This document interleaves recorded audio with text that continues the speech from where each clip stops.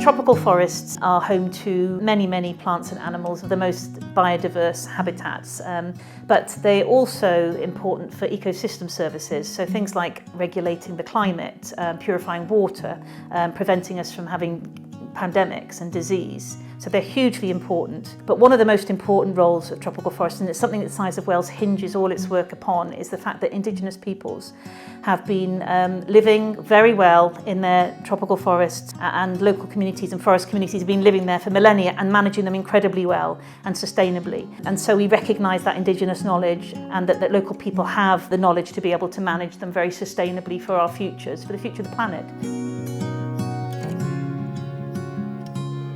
The concept of the garden is all about celebrating the biodiversity of the rainforest. That's all the plants, the animals and the fungi that live in any rainforest, and actually over 50% of land-based biodiversity lives in tropical forest, and over 50 million people live in tropical forest. And we're trying to celebrate that biodiversity, but also at the same time bring home those messages about deforestation and land clearance, which is causing problems not only to our climate, but also to our planet.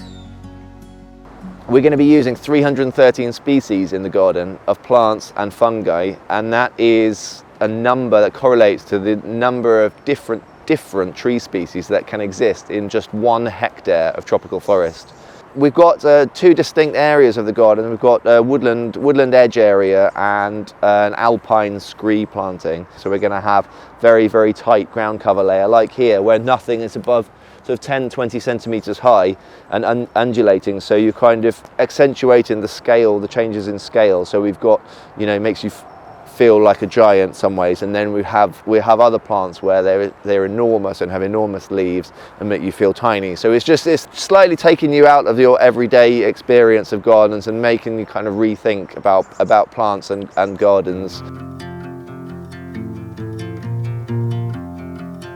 I'm an outreach education officer, and we work in a range of schools. Mainly we focus on primary schools here at Size of Wales, and we run some really exciting, interactive, very sort of hands-on workshops. And we mainly focus on kind of tropical deforestation and some of the drivers of deforestation around the world. It's great to hear and to see young people in this day and age being really interested in the natural world already. And it's about kind of challenging them on what they can do, you know, here in Wales, what they can do to actually make a difference, and certainly at the very least to raise awareness about the role of tropical forests. We're using plants that exist in our climate to show that diversity, because I didn't want to use tropical plants and make it a tropical garden, because I felt that the viewer would then just see it as something that's exotic and not relate to it as much. So using plants from our climate, and hopefully then make that connection with the plants in the tropics and how important they are to protect. Well, we're fortunate in this area. It's what they call the so-called Gulf Stream effect. Because we never get extremes. And relatively constant moisture as well compared to other parts of the country, the southeast, I guess.